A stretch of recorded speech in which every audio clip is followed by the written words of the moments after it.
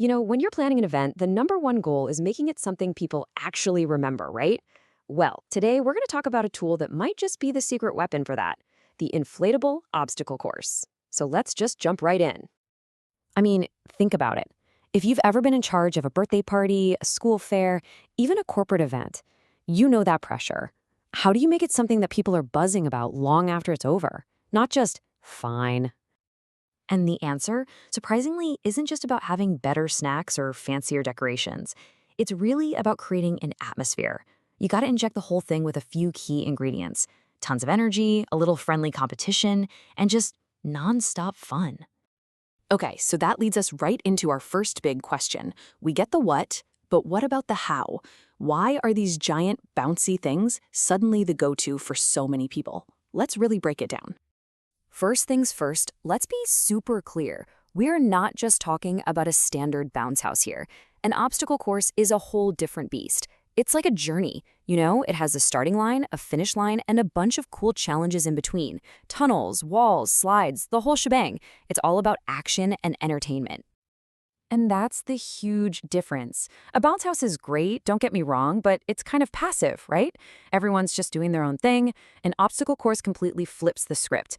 It's an interactive challenge. It's head-to-head competition. There's a mission. Get to the finish line first. That's the real difference. It turns simple playtime into an actual event. And because it has that goal, you unlock some seriously cool benefits. For one, the energy level is just through the roof. It gets everyone involved, which is awesome for big groups. Then there's the size factor. They come in all shapes and sizes, from little 30-footers to these massive 100-foot monsters. So you can find one for literally any age group. And here's my favorite part. A lot of them can be used with water. That's a total game changer for a hot day. You basically get a mini water park. All right, so we get why they're so cool, but where do you actually use one of these things? Let's jump into that, because their versatility is honestly one of their superpowers. This is what's so great. They fit in just about anywhere. You got a birthday party? Perfect. The kids will be running around for hours, totally wiped out by the end. A school or church festival? It instantly becomes the main attraction. You'll have lines of people wanting to race. And get this, even corporate events. It's a fantastic way to get teams competing in a fun, low-stakes way. And for a big community block party, it's a huge, colorful landmark that just screams fun over here. When you boil it all down, it really does two things incredibly well. First, it gets people talking, cheering, and competing together. And second, it just has that wow factor. It's that one big thing that makes your event feel, well, major. Okay, let's switch gears and get practical for a minute. So maybe you're thinking, okay, I'm in. But hold on, because not all rental companies are the same. How do you pick the right one? Let's dive into a simple guide on what to look for. The key here is to think beyond just the bouncy thing itself. You're really hiring a service provider. And it really boils down to four key things. 1, selection. Do they have a good variety? Different sizes, different themes, maybe those wet/dry options we talked about. 2, service. Are they professional? Are they going to deliver it, set it up, and take it down without you having to lift a finger?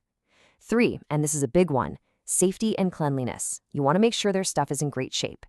And 4, support.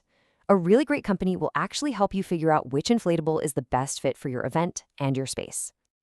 And here's a little pro tip for you. The absolute best companies are the ones that are like a one-stop shop. They'll have the obstacle course, sure, but they'll also have tables, chairs, maybe even a popcorn machine. It makes your life so much easier because you're dealing with one partner for everything, not just some random rental place. So where does that leave us? What's the big takeaway from all of this? Let's wrap it all up and get to the heart of what makes an event truly fun. After looking at what these are, why they work, and how to choose one, the conclusion is pretty clear. This isn't just a big, bouncy toy. It's a powerful tool for making your event dynamic, memorable, and seriously interactive for literally everyone there. So I'll leave you with this question. It kind of reframes the whole idea of planning an event, right? You're not just filling a space, you're transforming it. So are you ready to turn your next event into a full-blown challenge zone? Thanks so much for tuning in.